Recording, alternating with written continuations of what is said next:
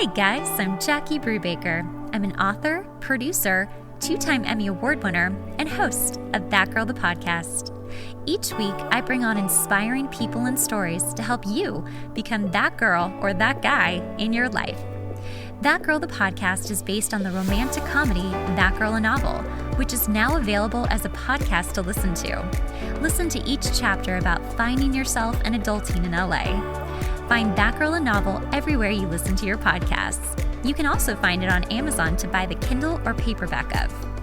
For more, find us at thatgirlthepodcast.com and follow us on Instagram at thatgirlthepodcast and our Patreon page. Welcome, Amber Gustfason, to That Girl the Podcast. This is an impromptu podcast. It really is. This is our third take now of an impromptu podcast. You were referred to me by a dear friend, Melissa Vine, who came on and talked all about narcissism. And she was like, you two should meet and talk about advocacy work. And so originally we were just going to do a Zoom, you and I talking, and then you started talking about yourself. And I was like, wait, we're going to talk about you in a podcast because you sound amazing and I don't want to miss this. So please tell people who you are and what you do. And we're all going to learn about you as we go. Well, thank you so much for asking me to do this. I kind of came in from going for a walk outside and kind of a busy day today, but I'm in the Midwest and so kind of hot and sweaty outside. But anyways, I'm Amber Gustfason. I'm from Ankeny, Iowa. So it's right in the middle of the state, north of our main capital city of Des Moines. And so I, kind of when we started our conversation, you kind of asked me, how would you describe yourself? And I said, I think the word I would use to describe myself is advocate. I'm an advocate on a lot of issues, but also on behalf of people, particularly women, kids, families, working folks, that sort of thing. People that I really care about. And so I really got my start with advocacy work as a volunteer for Moms Demand Action for Gun Sense in America, which was a group that was started by a suburban mom from Indianapolis named Shannon Watts. And that was created right after the Sandy Hook tragedy. And so I was one of the first few folks to join the organization in those first few weeks and months after Sandy Hook happened. And my volunteer and advocacy work through moms has really helped me to build a network of fellow badass women all across the United States who really support and encourage one another. And that has really helped me to find my inner badass so that I can, continue to advocate, whether it is on behalf of the gun violence prevention movement, which that work continues, obviously, but then, to step up into larger challenges like running for state legislature in 2018, and then jumping in with both feet to graduate school for a master's degree in communication, public policy, and advocacy. And then who knows where where the rainbow will take me next. So, so it's been a real journey of stepping into who I really am as a person. And that has been so great. It's such an honor to, what is it? Dolly Parton says, figure out who you are and be a good one. Oh, and so, yeah. I love her so much. I know. She says the best things. I know. I think what's really, and again, I'm literally getting to know you as we're talking right now. I think what I'm so attracted to and what Melissa saw in the both of us is that, it sounds like you were just a woman who was like, there's a problem here and I just want to help. I just want to fix it. And that's certainly where I'm coming from with the advocacy work that I'm starting to do. But, I'm in the very infant stages of it. When you want to start getting involved, what did you do to start doing that? And what was the cause? Was it Sandy Hook? Was it gun prevention? Was there a moment where you're like, I can't sit still. I have to do something? Yeah. For me, it was, I had never done any type of advocacy work. I'd always kind of been interested in that sort of thing and how government works and politics and current events and all that kind of stuff, but I'd never really done anything. I grew up on a farm in Southwest Iowa, first person in my family to go to college. grew up in a family of people that owned guns. My husband and I are gun owners. And so but my perspective on the issue really changed with Sandy Hook, because more than identifying as a gun owner, I identified as the mom of a child that was the same age as those first graders. And that school building looked just like my kids' school building. I mean, I was like doing laundry and making Christmas cookies, and I was just about to hop in the car and go pick up my kids from that school that looked just like Sandy Hook. And so my identity changed in that moment, and it became more about, protecting my kids. And so I went to, this is such a suburban mom thing. So that happened January 14th, 2012. And then December 14th, 2012. And then in January, that following January, I went to a scrapbooking meeting or scrapbooking weekend at a hotel. Yes, you did. A true suburban mom.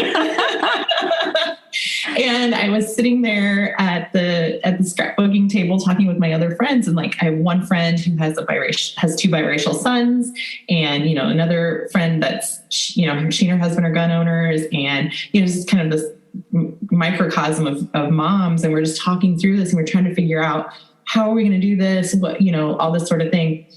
And I think what kind of at the same time as what Shannon Watts was thinking, we were thinking the same thing, which is that there's this vast resource of untapped power within moms and suburban women and women in general. And so, obviously we didn't come up with any ideas, and I didn't know anything about organizing or Facebook or, anything like that. And so a few weeks later, I was listening to a podcast. God bless podcasts. I'll do anything for a podcast, because I think they're going to save the world. But,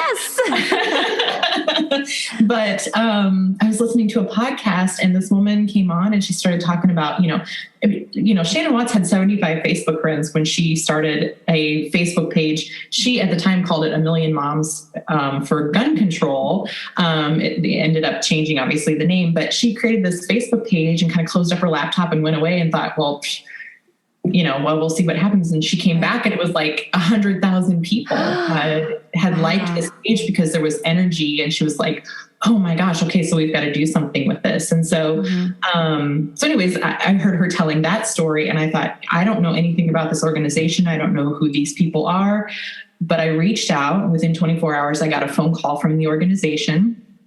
And they said, so this would have been in like May, I think, or so. And they said, hey, in July, we're going to Denver for a national conference. Do you want to come? Sight unseen, didn't know any of these women, didn't know anything about this organization. I was like, yep, I'm there.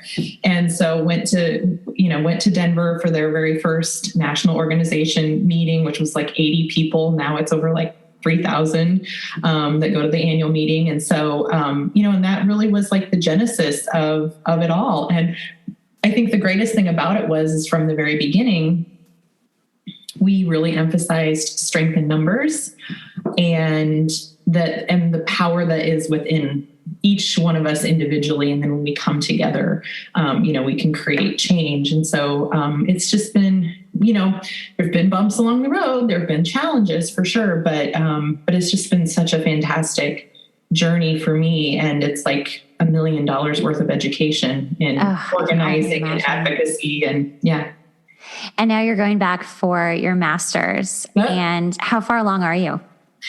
I have one class this summer and my capstone next fall, and then I'm done. I graduate in December. That's so exciting. Literally was like brushing my teeth not this past winter, but the winter after I ran for office. I ran for office in November, and then the following like January, February, I'm like, I should go to grad school. So I'm like brushing my teeth, and I'm like on my phone signing up for grad school, just because I'd always wanted to do it. And I was like, you know what, there's no time like the present. And so I jumped in. That's kind of how I do a lot of things. I just kind of jump in, and then, let the chips fall, because I think it's really easy to overanalyze and, and so sometimes you just have to like jump in and kind of learn as you go. I cannot agree more. That is exactly how I live my life. I am absolutely the doer kind of a person, where I'm like, if I just want to do something, I just do it. There's no reason why you can't figure it out as you're going. And it does, I mean, it's the school of life. Like if you really want to learn something, like you're going to learn it that way. But I also love higher education too. And like in that process. But so tell me about running for office. So at what point were you? So you started in 2012 with advocacy. And then by 2018, you're like, I'm running for office. Kind of tell me how you were like coming up to that, like what came into your head, like, okay, it's time. I think it's time. Yeah. Well, I would say that, with Moms Demand Action, from the very beginning, they told us, listen, we probably are not going to get what we want with the people that we currently have in office. So, that old saying of, if you can't change your people, change your people. So they set the bar from the very beginning at that very first conference that we went to in Denver. They were like, look to your left, look to your right, look at yourself. You're all going to run for office. So buckle up. Wow. So, it was just, it wasn't like that much of a high pressure, but it was very much like, if you've ever thought about it, or even if you haven't thought about it, start considering it now. There's research, I think, that shows that on average, women have to be asked 7 times to run for office. And so they were, So everyone listening to this podcast, if you've been asked before, here's another ask. I'm asking you to run right now. Please run. We need more women to run. We need more women in office, school boards, city councils, commissions, even running within your own political party, whatever that might be. Get involved, because that's how change happens. We do not have enough women in our state legislatures or in Congress. We lag the rest of the world when it comes to female representation, which is pretty embarrassing. We can do a lot better. And, when we get more women involved, it changes the conversation around. Things like making sure that women who are in prison don't have to pay for feminine hygiene products. What? They do? Yeah, they do. They have to pay. So they have to have their family members deposit money into their commissary in order, and it's changed in different states, but, or like in Iowa, up until last year, we had to pay taxes on diapers, urinary incontinence supplies, and feminine hygiene products. Wow. So, that's a bipartisan issue. That's something that's where the rubber meets the road for women. And we can have these conversations, because believe me, men are not thinking about the price of diapers for the most part. I don't like to generalize, but for the most part, men are not thinking about the price of diapers. They're not thinking about, how expensive a box of tampons is, or, whatever. And so, so these are the changes that we can bring about when we have more women, and much larger issues too, that, pertain very much to women's health.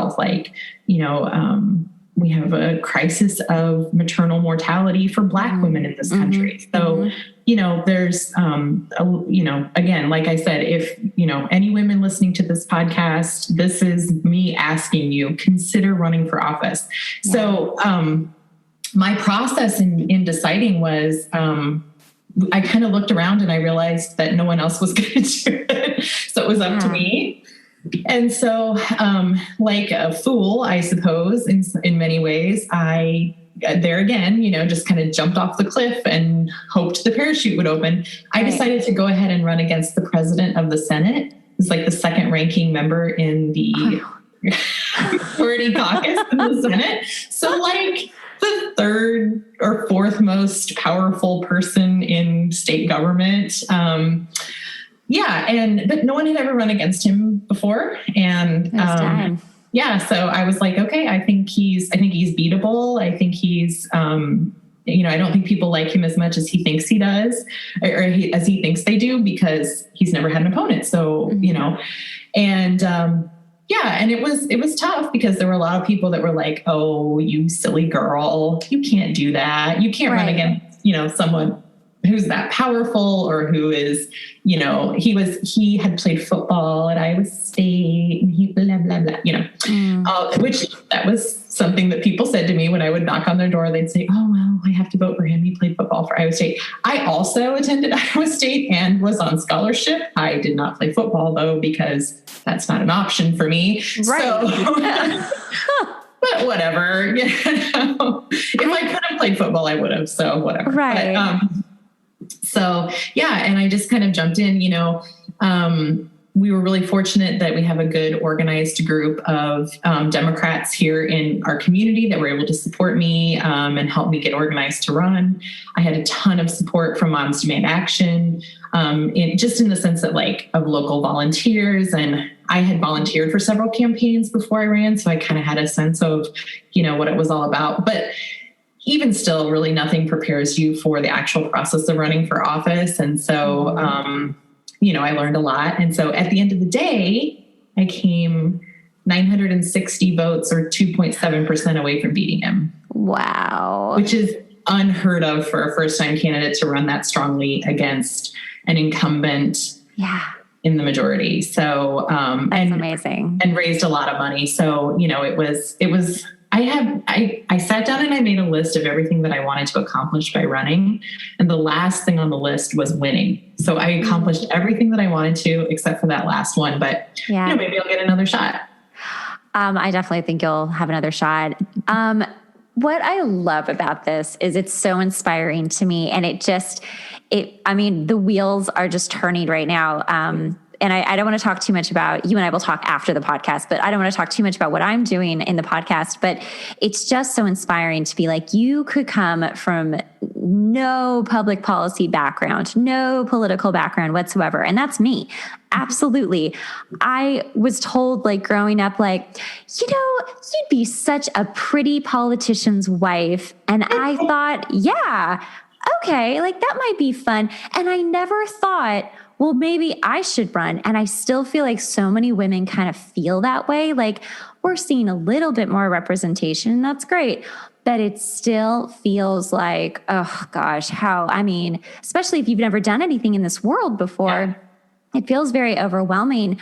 But what I'm hearing is that having the backing of all of the women behind you and all of the experience behind you, I'm absolutely just like you. I would run against him too. I'd be like, I don't care. I've never done this. I know that I can do this. And even though you didn't win, you basically did win. You won everything that you wanted to win on, except the actual winning thing. And you were so close, which just means that this is about just changing minds, and you already are, which is so inspiring to me. Because now when I think about the future, there's so many things opening up that I'm like, wow, I did not see that coming. If you had asked me a year ago, would you be thinking about the things you're thinking about? I'd be like, absolutely not. Not even close. And I feel like maybe that's how this happens. You just see a problem and you think, I can do something. I can actually do something about this. The problem that I'm advocating for has nothing to do with me at this moment. It could in the future, but it isn't about me. It's about the women that it's affected and helping them and preventing other women from having that happen to. And that's advocacy, right? That's what real advocacy is. I don't use the word activist either because it's such a loaded term and I don't even know what that means anymore. I'm confused. Okay. So you have a couple of different areas of advocacy work. Obviously I'm a huge women's supporter, kind of all women, everything, and children. What are you focusing on at this very moment that's really lighting you on fire? I feel like it changes from day to day. So I think probably the biggest thing that, the biggest amount of my effort and my day goes to a political action committee that I created with some other folks from across the state to work on flipping our governor's seat. So the governor of the state of Iowa has really done a terrible job on COVID mitigation. She's misused federal money. She passed a law to force schools to reopen, to, override local school boards. She did away with our mask mandate in the middle of the night. So kids went to bed, that day they went to school, masks were required. They went to bed that night, woke up the next morning and masks could not be required in schools. And so they literally went to school and kids that chose to wear masks got their masks ripped off their faces. There were fights in school. It was just absolute utter chaos 10 days before the end of the school year. So just a real lack of lack of decent leadership, lack of character in our governor. And it's really unfortunate because the people of the state deserve better. And so, rather than governing with a certain amount of decorum and consideration for all sides of an issue, just a leader that's really leaning hard into conspiracy theories and misinformation and all that kind of stuff. And so there was a group of us that were in a Twitter chat, and I said, we've got to do something about this. There's, no candidate has come forward yet to run against her. And so we need to be mobilizing. We need to be raising money. We need to be getting messages out there. The party's not ready to do it yet. The candidates aren't ready to do it yet. So there's a window of opportunity and we need to step into it. And so that's exactly what we did. And so we created this political action committee, first of its kind in the state. And so we're working on a lot of voter information because all across the United States, media is very siloed. We all have our, specific types of media or, news information that we like to rely on. And the rural parts of Iowa are certainly not immune to that. And so it's very limited in terms of opposing viewpoints that folks out in, outside of the metro areas actually hear about what's happening in Des Moines. They kind of only hear one side of the story. And so we're working on trying to push messages out into what we call micropolitan areas. So they're like those second tier size cities, and to get information to college educated women, especially, and young men about what's actually happening in Des Moines and how it's really affecting them. So that's kind of a big thing that we're doing right now. Yeah. I love that. I mean, it is so true.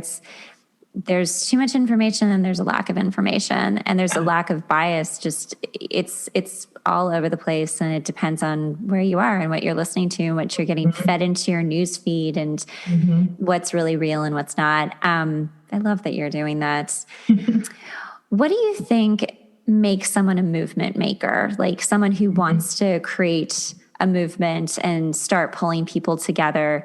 Do you think that people are born that way? Do you think they become that way? Do you think there's something inherently in them? What do you think activates that? I think it really comes down to passion for an issue. That's what I've seen in the women that I have seen step up to the plate. I think of Shannon Watts again, as a perfect example because she would be the first to tell you she's a very introverted person.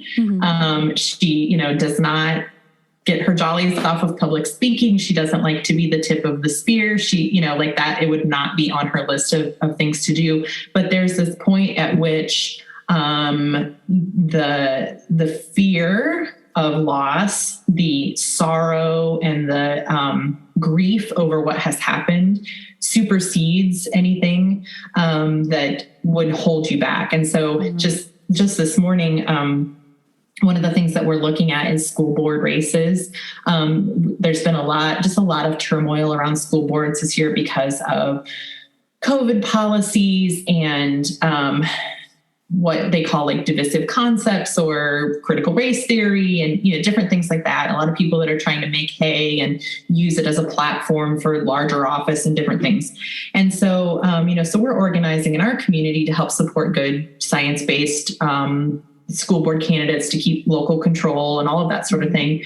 And a friend of mine who has been very close to advocacy work for the last several election cycles said, you all are going to be proud of me because this time I'm knocking doors. So like the frustration that she has had, the fear, the grief over what has happened. I mean, we lost 3 school employees or school district employees to COVID, so the grief and the tragedy of it has motivated her and has pushed her to get outside of that comfort zone. And now, is she ever going to run for office? Probably not. But just, opening up a door and talking to somebody about an issue that you're passionate about is really where a lot of that starts. It starts with talking with your friends and family. It starts with sharing your opinion on social media, which, yes, social media is clogged with opinions and some of them are garbage. But, if we don't have good people engaging on these topics, then we lose the ability to have civil, fact-based conversations. And so, we need people to engage and, it doesn't have to become a fight, but just present the facts. And, that can be really powerful. I absolutely agree with that. It really just sounds like, again, in just my own personal experience, it's like, are you going to sit back and just watch something happen to you, or are you going to do something? Mm-hmm. And sometimes there is no question. It's just, I need to do something and I'll figure out how to do it as I go. What are you just named off some things, but if someone did want to get involved, in public policy or, in their community of any kind, for an issue, what would you suggest their first steps be? Well, I would say that the best thing is always to start with your own elected people. So if it's city council, if it's school board, if it's your state representatives, your congressional representative, obviously the higher in power they get, the harder it is to get in front of them. But start with your elected representative. That's probably one of the biggest mistakes that people make in advocacy work is they start with someone that they can't vote for. And that just isn't, it's not to say that you can't work with people that aren't, don't represent your district, but you build your movement by starting first with the people that you can or can't, can vote for. And so, so start there. They may not be receptive to you. Unfortunately, some of these issues, either they don't have time, they don't care, or, it conflicts with their party, whatever. Right. And that's unfortunate when that happens because, really the idea of good governance is that you should at least listen to everyone, even if you don't agree. Right. So that is hard these days because I think politicians, it's a real catch-22 in one sense because, politicians are taking a beating. They are. I mean, our school board members have been called soulless demons, pedophiles, child molesters, been accused of being part of sex trafficking rings. There comes a point at which these people are human and they're just like, I can't take it anymore, but there's a difference between listening to someone who's calling you a soulless demon versus listening to somebody who you might not agree with, but who comes in good faith to have a civil discussion. Mm-hmm. But always start first with the people that were elected to represent you. And I think you'll be surprised, particularly from state level on down, how easily accessible these folks are. They really are. Email, through their website, different things like that. And just, start asking questions, ask for a meeting. Say, can we sit down? Can we talk about this? That sort of thing. If you don't get anywhere, you can't get any response or, whatever, they shut you down, then go outside of your particular elected representative and then find someone who can work with you on that cause. Right. And, find someone who is receptive to what it is that you're trying to do. I love that. And then one last bit of advice, if someone is scared to do it, what would you tell them? Well, I guess there's one of my favorite sayings is the cost of doing nothing isn't nothing.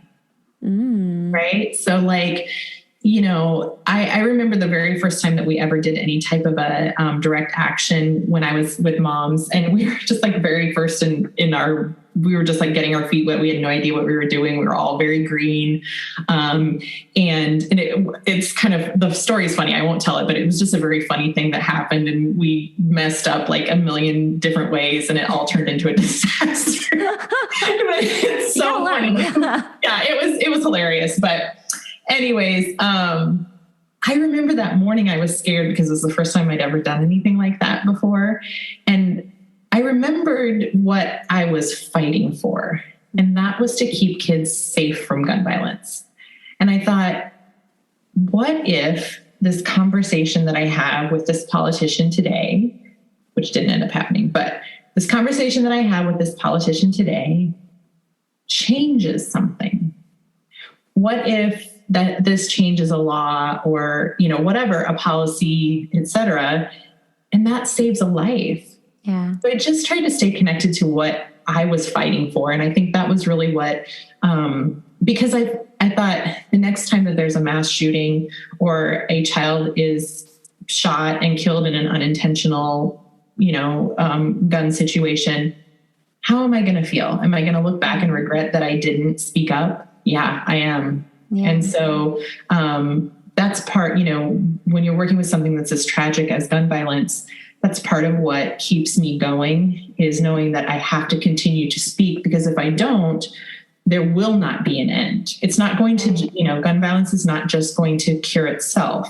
And so it takes people to step up and speak about it. And so it doesn't matter what the issue is. No issue ever resolves on its own. Absolutely. I just think you're fantastic. And thank you so much for coming on. I'm so inspired. I know so many people are going to listen to this, and hopefully it's just that last thing they need to do what they need to do. Tell people how they can find you. I'm at Amber for Iowa on Twitter. I'm also on Facebook. You can just search Amber Gustfason, Iowa. That's probably the easiest way to find me. amberforiowa.com is my website, which is still active. And I'm out there. Yay. And all the links will be in the description below. Thank you so much for coming on. We're obviously going to talk after this, but thank you so much for hanging in and just being like, sure, I'll do an impromptu podcast, because it's the first of its kind. You're just badass woman. Amazing. So thank you so much, Amber. Yeah, absolutely. Thanks so much for listening to the podcast. Remember, sharing is caring. Make sure to rate the podcast and leave a review. We really rely on this to help get the podcast out there. Also, make sure to watch the video version on YouTube at That Girl the Podcast.